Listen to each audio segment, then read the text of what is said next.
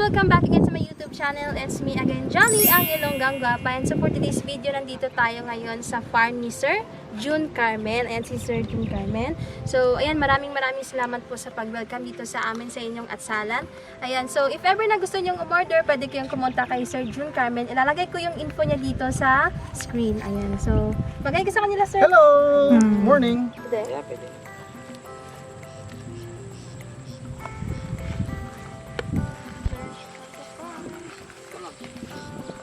Baka makapusto na rin.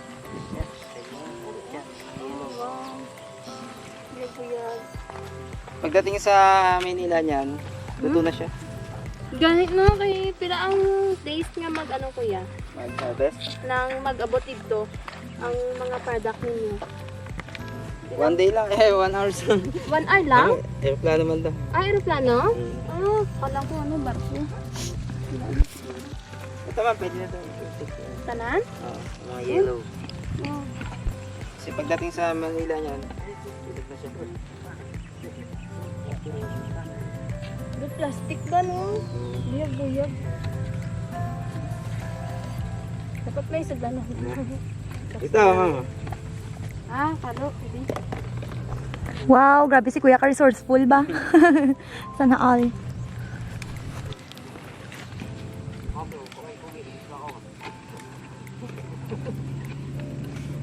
Ano yung mga anong kuya, stay in? O Stay sila dito. tapos yung food, balik kayo na nag-ano?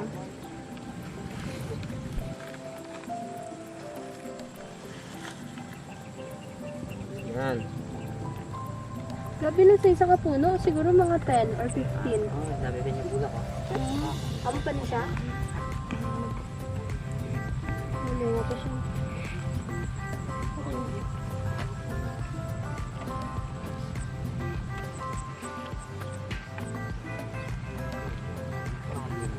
Try pa yan, ma'am. 1.5 Huh? acres yan. Ah, Wow, super pretty. Damo, cute. Buyag, mga gwapa. Miss kayo ba? bell pepper sa Manila yan, ah.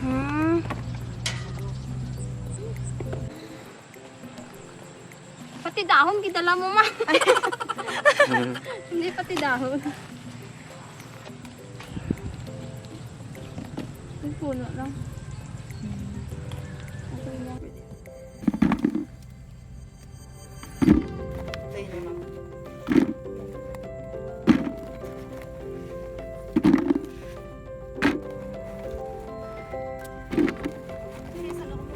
Tama, gito nag-abot sa Manila. Mahilap na siya.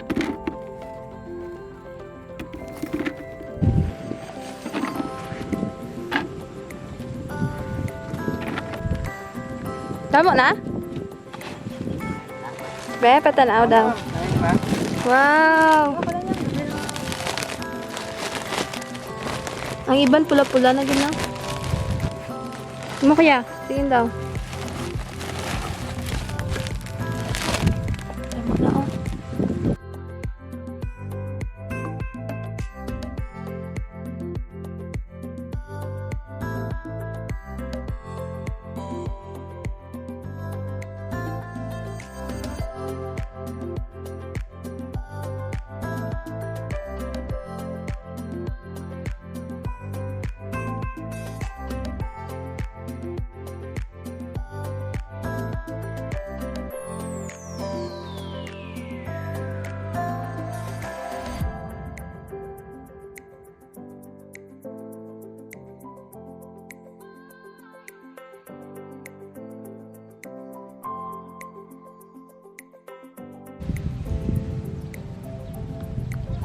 Ilang harvest na to kuya? Ano na kami, ma'am? Almost ano na kami? 6 tons. 6 tons?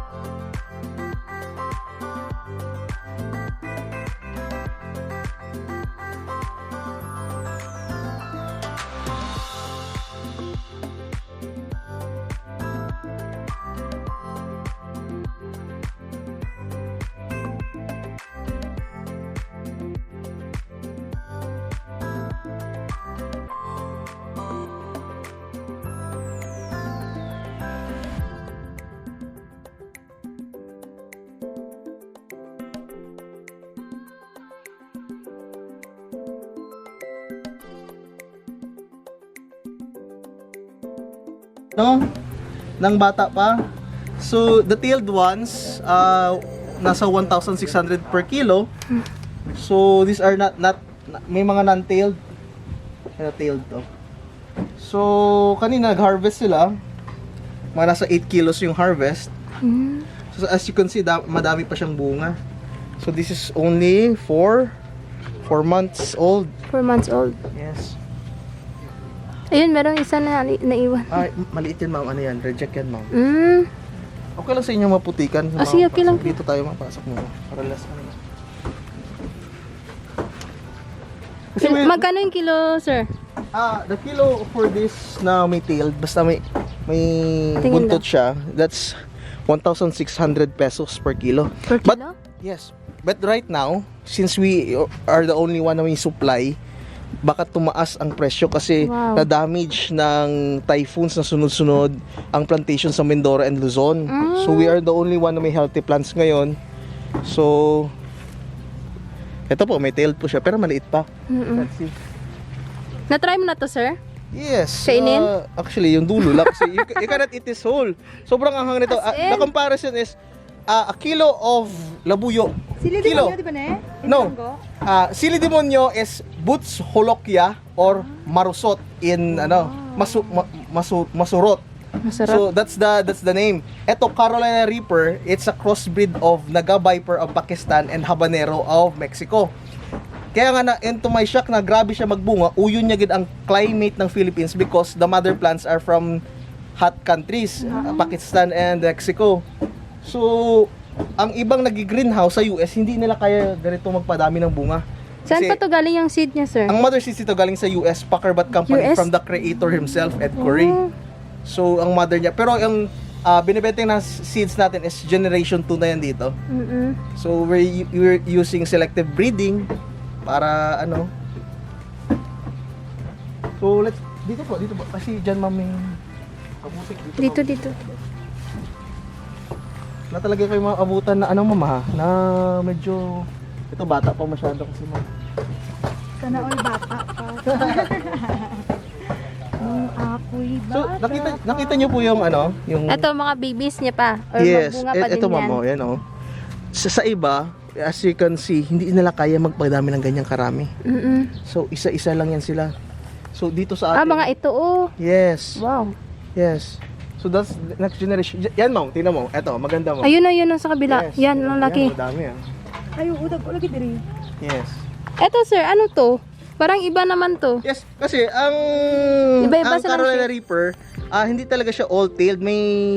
Minsan nakakuha niya yung trait ng mother side niya or father side niya.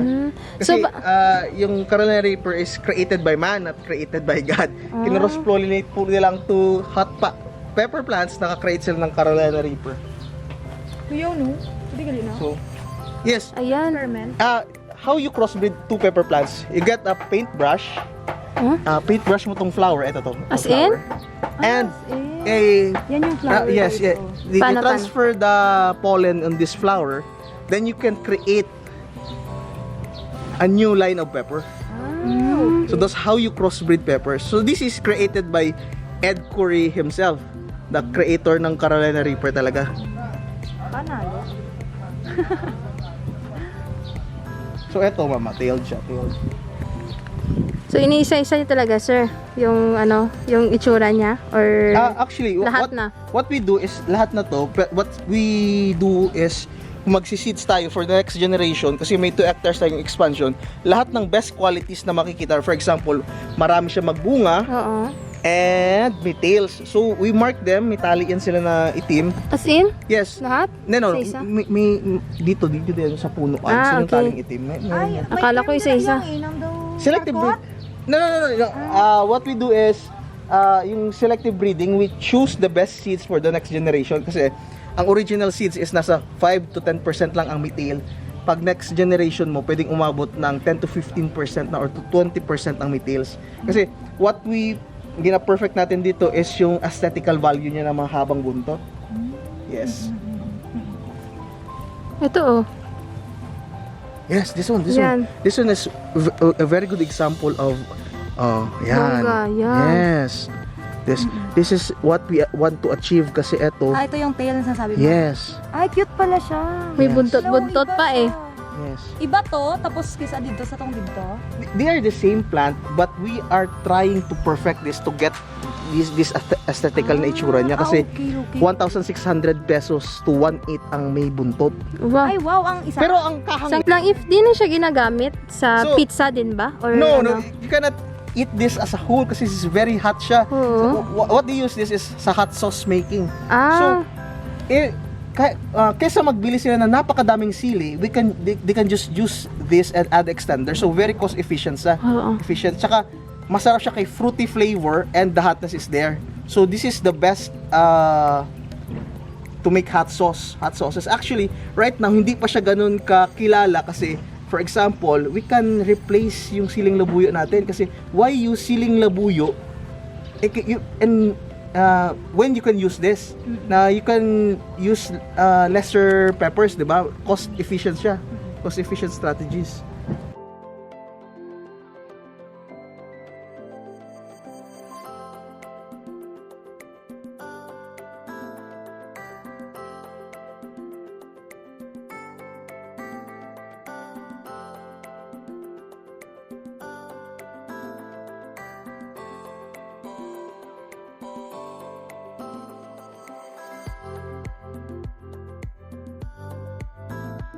Lang bacterial wilt or cereal wilt kasi nga, ano yung mga fertilizer nito, sir? you use the common fertilizers for plants and then we uptake yung kanilang needs for calcium para tumigas yung kanyang balat Oo. at gumanda.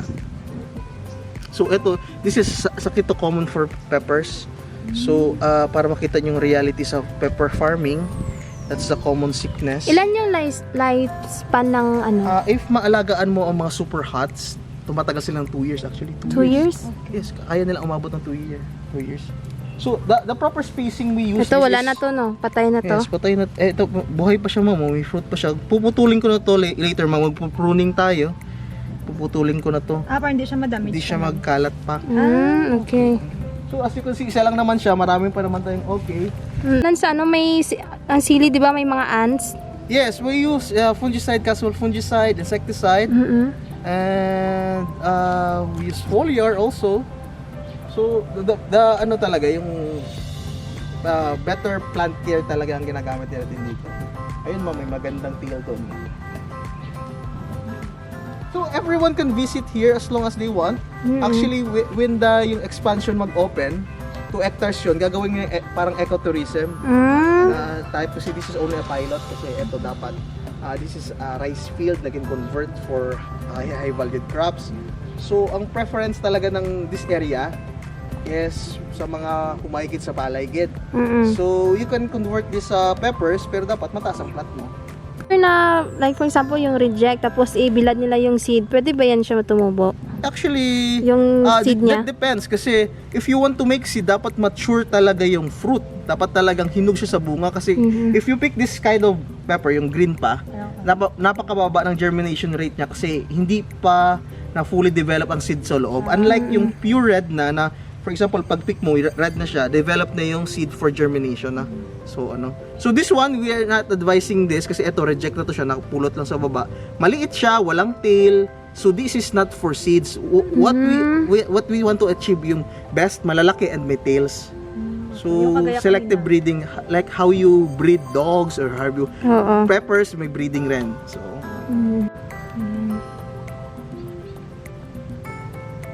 Super dami, oh.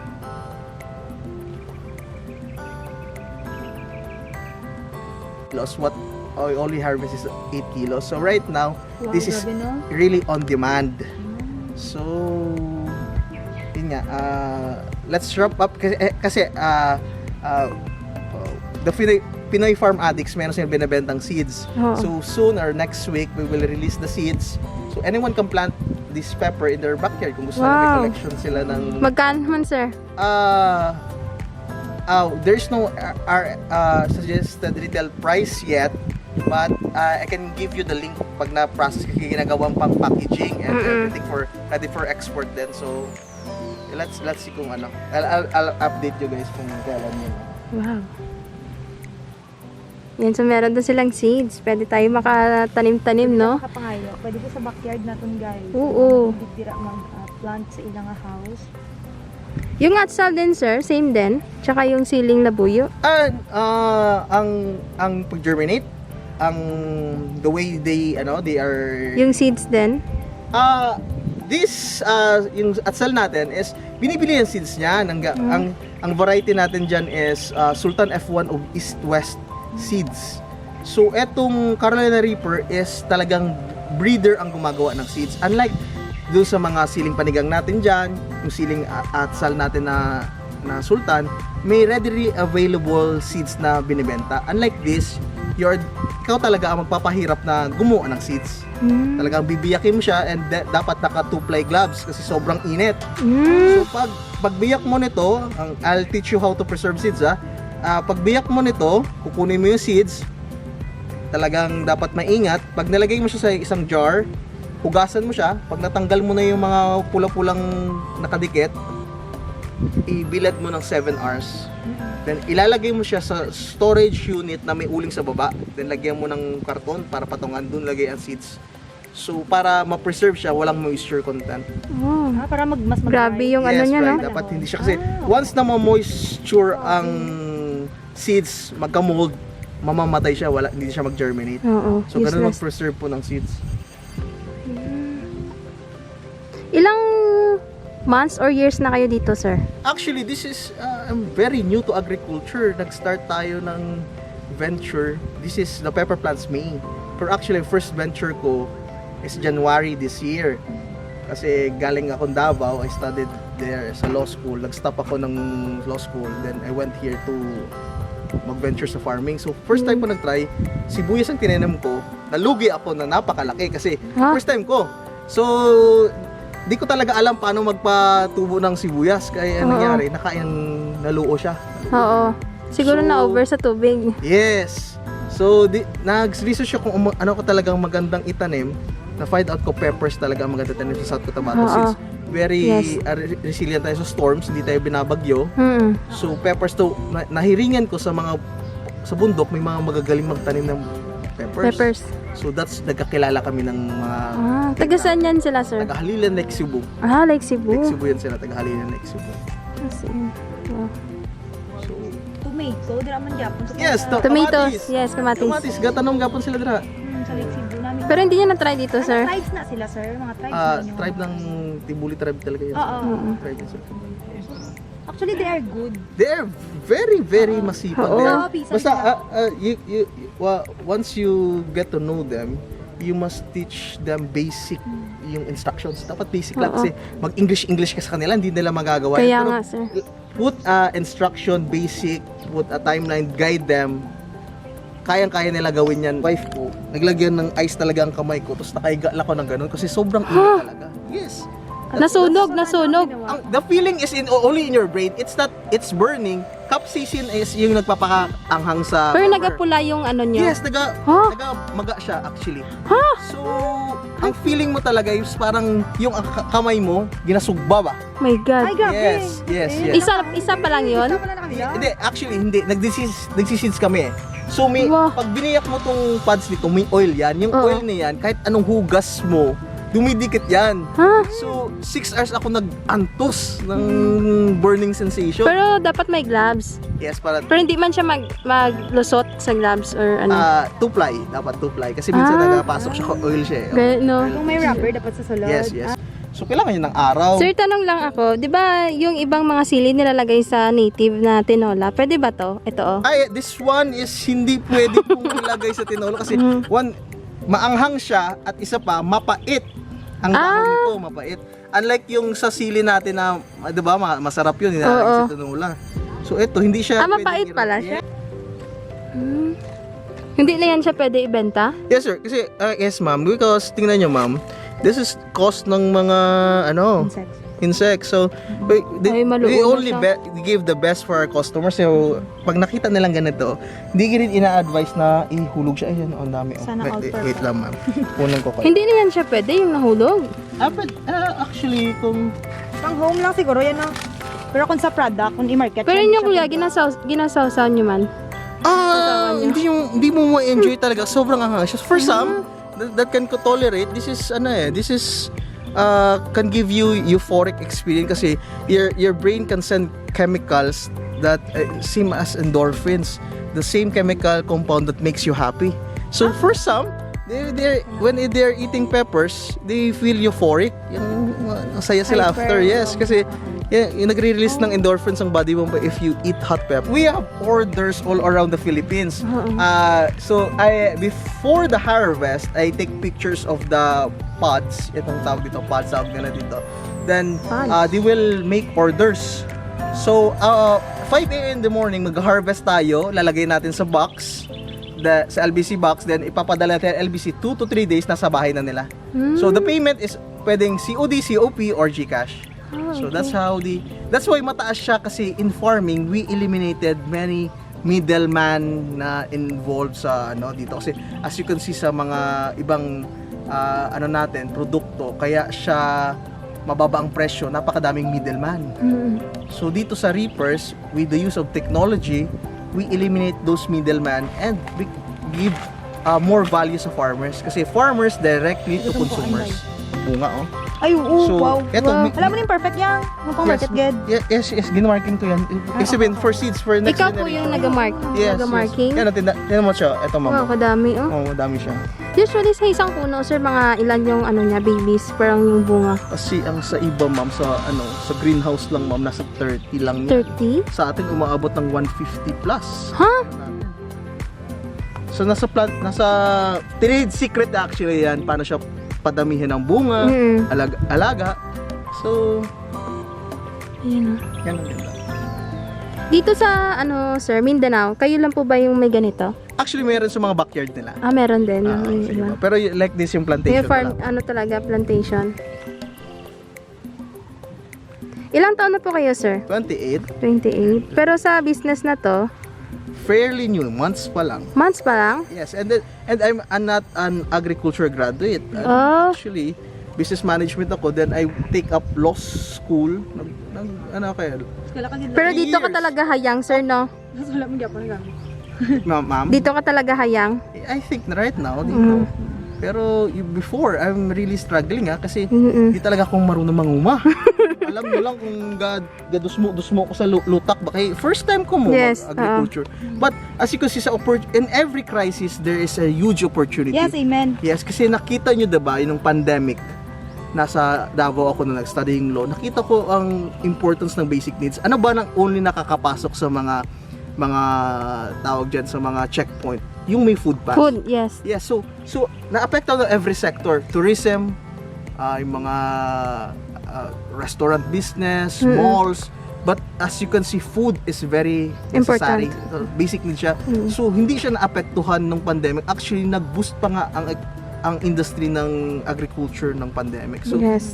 that's one of my key lessons na in every crisis there is a huge opportunity. Yes. Wealth is never destroyed, it is merely transferred. So kung saan ang talaga ngayon ng mundo, kung saan ang going towards ang mundo ngayon, doon ka dapat Mag-go with the flow. yes, go with the flow namin, ma'am. No? Oh, pero siya damage. Actually maliit siya for its relative size. Sige, and i-pick very- natin. So, Like small natin, size ha? siya, kuya. Ano ba nga size ang ginamarket niyo yung medium? Big talaga, tsaka Big size, medium. tsaka oo. medium. Mga ganito. Ayan, Same ibebenta sa pa yan. kamatis ya. Ang small size, wala man ginamarket, no? What we do is we have zero waste policy here. So lahat ng mga ganito na hindi mabenta, we Yan guys, oh. Nantuan nyo guys sa muda mo. Kit, isa pa lang sa kapuno. Tapos Grabe yung tail niya, sir, oh. yes, that's what we want to.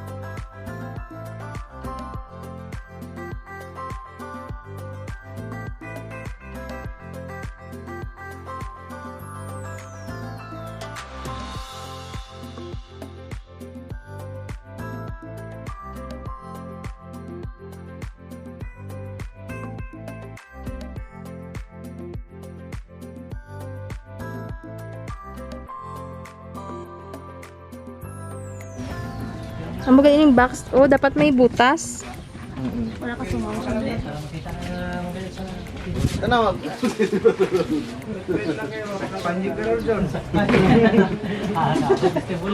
Kiluhin pa to, sir. Hindi na. Sir, pakisagot po ng inquiry sila. Kikiluhin po ba, sir? Kikiluhin pa. Hmm.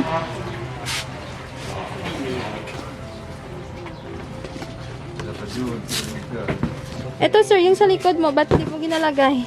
Reject na yan? Ang tawag sa ginagawa nila is sorting. Sorting, so they are ano? sorting the sizes. Yung hindi sakto ng size, nilalagay nila dito.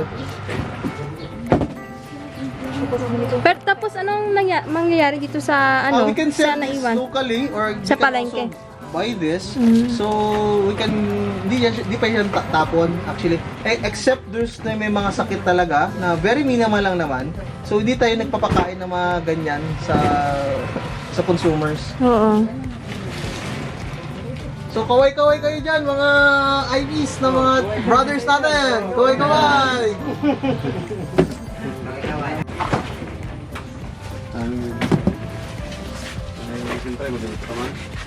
Sunod na hapon.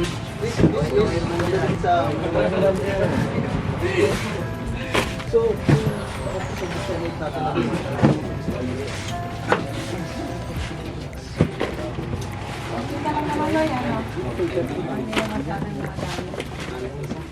Buyer kasi, sir? Yes. ay yeah.